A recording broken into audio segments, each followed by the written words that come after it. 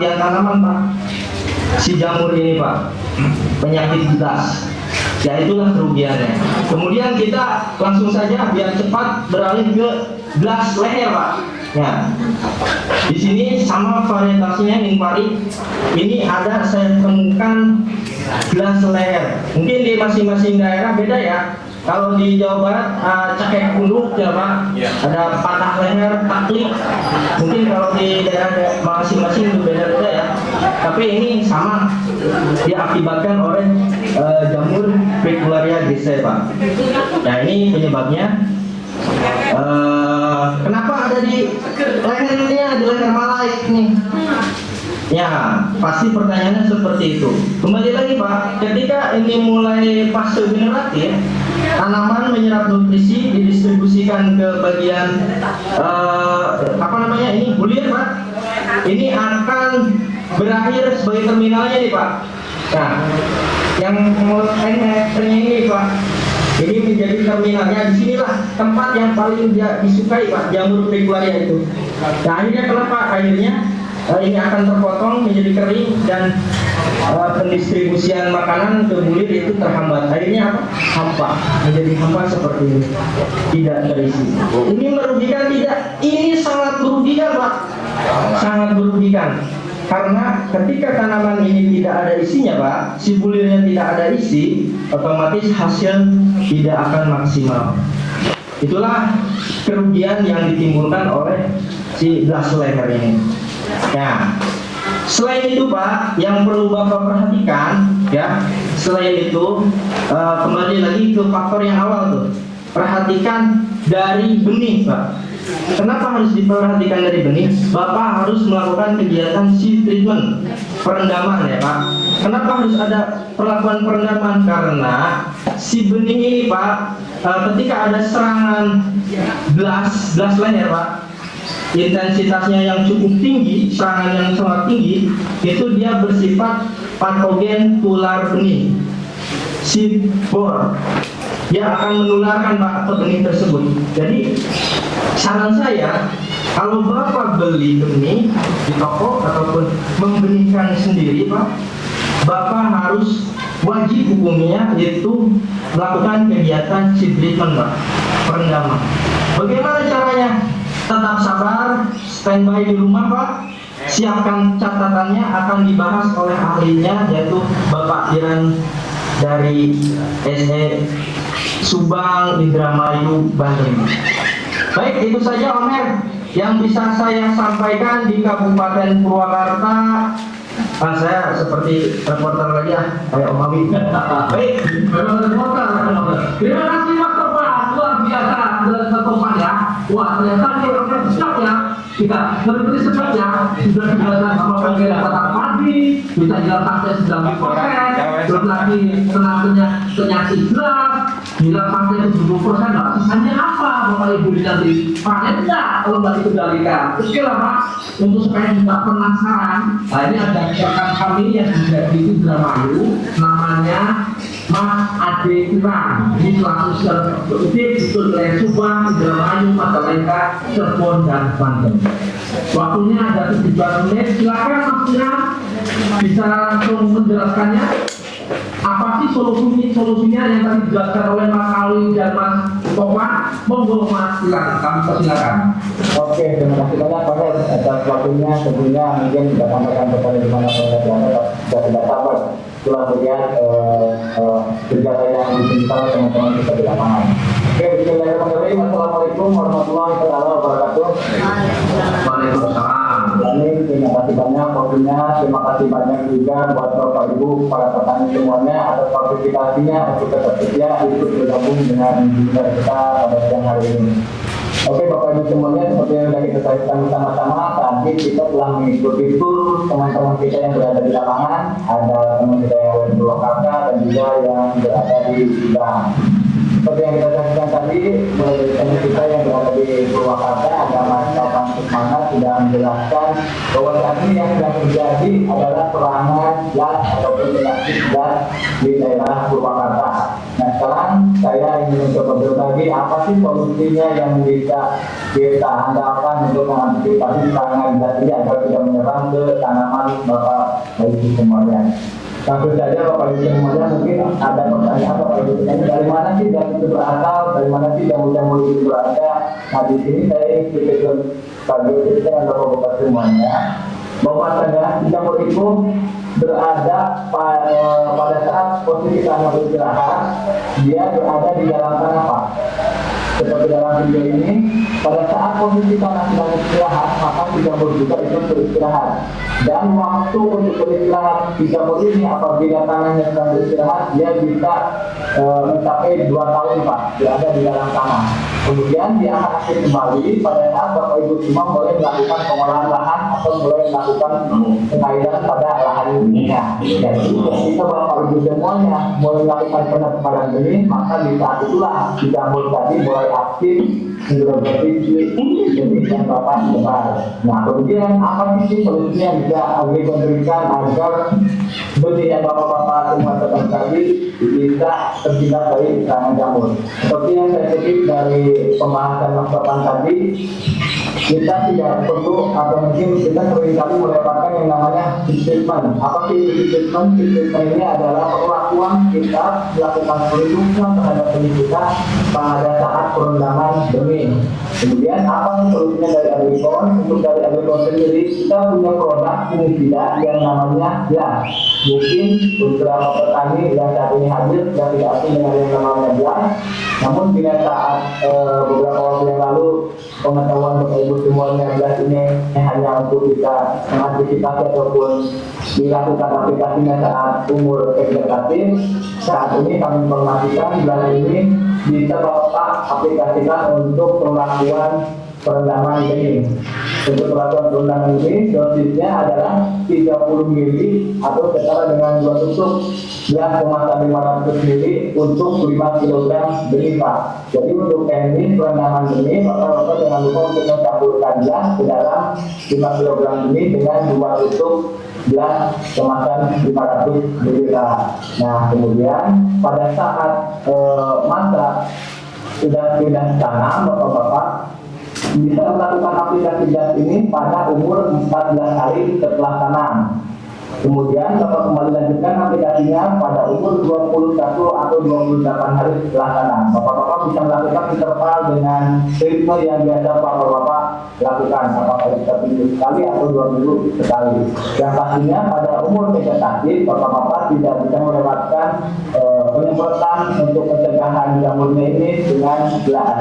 Kemudian dosis rekomendasi yang kita sarankan untuk gas pada saat vegetatif adalah 60 ml atau setara dengan 2 tusuk gas kemasan 100 ml.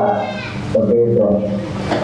Nah, untuk selanjutnya penanganan gas ini mungkin seperti yang sudah Mas Topan tadi, gejala yang ditimbulkan pada saat masa vegetatif adalah bercak-bercak pada daun.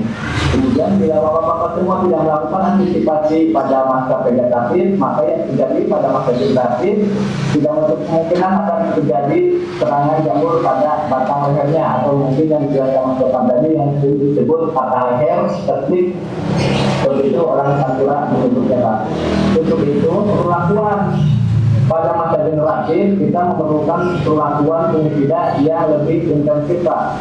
Seperti yang tampak di layar semuanya, Bapak-bapak bisa melakukan aplikasi pada masa generatif yaitu dengan menyemprotkan inari selama 2 kali pada umur 42 hari dan 58 hari setelah tanam. Jadi intinya di sini yang perlu saya tekankan dalam satu musim minimal Bapak-bapak melakukan antisipasi serangan jamur pada masa vegetatif 2 kali dengan menggunakan GLAS, kemudian pada masa vegetatif dengan menggunakan inari. Untuk dosisnya sendiri, inari Bapak-bapak bisa menggunakan 30 gram atau setara dengan 2 sendok makan untuk 1 cm, kapasitas 15 sampai 17 liter per orang. Itu tadi untuk pembahasan sedikit tentang antisipasi ataupun produk yang kita punya untuk pencegahan penyakit lah dari masa vegetasi ataupun masa degeneratif. Sehingga kalau misalkan bapak-bapak semuanya sudah melakukan aplikasi tersebut selama satu musim, insya Allah batang yang kokoh dan daun yang hijau akan bapak-bapak dapatkan. Nah, untuk yang selanjutnya kita beralih ke udang. Mohon maaf saya agak buru-buru karena beliau juga Masih longgar, masih luang, tenang, masih longgar. masih longgar lagi. Ini saya agak longgar waktunya. Yang kedua tadi adalah serangan OPT penggeret batang padi ya. Penggeret batang padi seperti bapak ketahui tadi sedang menyerang di daerah Subang dan tidak kemungkinan mungkin tidak bapak melakukan pengamatan yang lebih di daerah bapak-bapak sendiri juga saat ini sedang menjadi penggeret batang padi Pak. Penggeret batang padi ini bapak-bapak semuanya bisa lihat di layar, mereka selalu meletakkan ponsel telurnya di ujung daun seperti yang sudah Mas Awi tadi sampaikan Pak. Nah sekarang kita lihat videonya bagaimana sih proses terjadinya si ulat itu masuk ke dalam tanaman bapak-bapak semuanya. Jadi dalam satu kelompok telur tadi bisa berjumlah ribuan, dia akan menetap, kemudian menjatuhkan diri dengan jaringnya ke lahan bapak semuanya. Di sini apabila lahan bapak-bapak semuanya sering diairi atau mungkin sering memberikan air, maka itu akan menjadi mempercepat penyebaran si penggeret batang ini Pak, karena dia akan berenang melalui air dan menyebar di lahan bapak-bapak semuanya. Dan setelah itu mereka akan masuk Pak ke dalam penggeret ke dalam batang padi bapak-bapak semuanya. Seperti itulah proses terjadinya penggeret ke dalam batang padi bapak-bapak. Nah, kemudian untuk antisipasinya apa sih yang bisa kita lakukan agar si penggeret batang ini bisa merusak ke tanaman tadi bapak-bapak semuanya? Kita mempunyai produk Pak untuk antisipasi penggeret batang pada masa vegetatif atau pada awal-awal tanam. Untuk produk yang kita tawarkan di sini adalah Maxima. Maxima ini di sini mempunyai dua bahan aktif yaitu fluvendiamid dan carbendazim, di mana bila bapak-bapak menyemprotkan Maxima ini pada posisi penggeret batang masih dalam bentuk telur Pak, nah nanti dia akan melapisi telur penggeret batang tersebut. Nah kemudian pada saat si penggeret batang tadi dalam bentuk telur yang menetap, yang pertama kali dia makan itu adalah cangkangnya. Karena bapak-bapak tadi sudah melakukan aplikasi Maxima, maka pada saat dia menggerogoti ataupun memakan di cangkang telur tadi, otomatis langsung mati sehingga tidak akan terjadi lagi yang namanya pertumbuhan ataupun regenerasi selanjutnya. Bapak-bapak, Maxima ini bisa lakukan aplikasi dalam semusim sebanyak 2 kali Pak, pada umur 7 hari dan 14 hari setelah tanam. Selain fungsinya untuk mencegah penggeret batang pada masa awal tanam, Maxima di sini juga mempunyai benefit lain atau kelebihan lain adalah bisa memperbanyak anakan Pak, seperti itu. Nah kemudian pada selanjutnya bapak-bapak bisa melanjutkan aplikasi seterusnya tentu dengan produk yang tidak asing lagi, saya yakin buat bapak-bapak semuanya. Di sini kita ada spontan. Untuk dosis rekomendasi sendiri, spontan wilayah Pantura saat ini kita menggunakan dosis 200 cc atau 200 ml per tangki, kapasitas 15 sampai 17 liter Pak. Jadi kalau bapak-bapak biasa membeli kemasan spontan yang 1 liter, satu tutupnya itu bisa dipakai dua tutup untuk satu tangkinya. Jadi tutupnya bisa dipakai untuk takaran bapak-bapak menakar spontan ke dalam larutan tangki yang akan disemprotkan Pak. Nah, berapa kali masiran dalam satu musim kita menyemprotkan spontan untuk semprot sendiri, rekomendasi dari kita dalam satu musim bapak-bapak menyemprotkan minimalnya wajib menyemprotkan 4 kali Pak.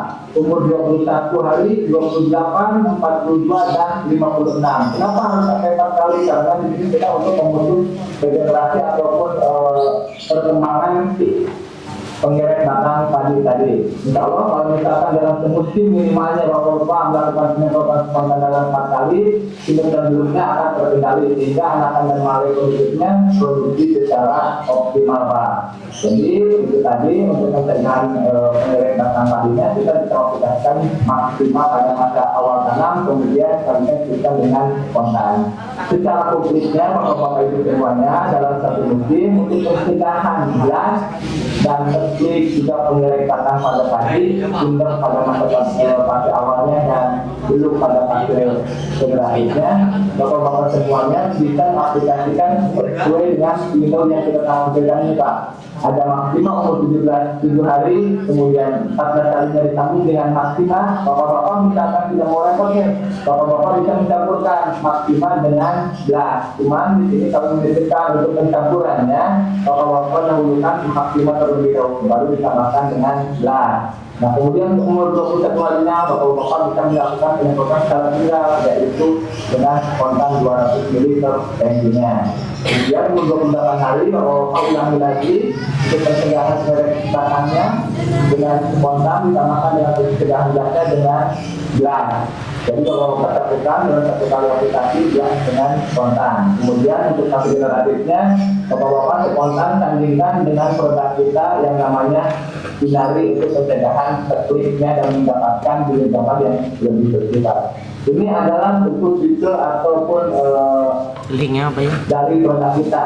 Nah, saya yakin mungkin sudah diasing lagi bagi beberapa petani, khususnya para petani profil tentang produk gas ini, di mana gas ini mempunyai satu bahan aktif yaitu pristiklatol dan dosis yang kita rekomendasikan untuk potensinya adalah 240. Jadi bapak-bapak bisa menggunakan tutup botolnya yang kemasan 500 ml untuk menjadi takaran dalam potensinya. Bapak menggunakan 2 tutup. Fungida ini formulasinya bentuknya EC, jadi larutannya berbentuk susu Pak. Karena paling sering saya bilang kentang itu seperti susu. Bapak-bapak tidak menyemprotkan zat pada tanamannya di masa vegetatif, bapak-bapak kalau mendapatkan makan yang kokoh dan daun yang hijau. Nah kemudian yang kedua, produk kita yang tadi kita kenalkan untuk pencegahan teknik dan mendapatkan bilik yang bersih adalah Hinari. Hinari ini dalam satu sachetnya kemasannya itu adalah 200 gram, bentuknya itu tepung. Untuk dosisnya sendiri bapak-bapak menggunakan 30 gram atau sekali yang sendok makan. Bapak-bapak menggunakan sendok tangkap dengan sendok makan. Satu tangki kapasitas 15 sampai 17 liter. Dan yang satunya lagi, sekarang kita beralih untuk produk pengendali pengerek batang. Untuk produk pengerek batang di sini ada spontan Pak, spontan lebih tidak asing.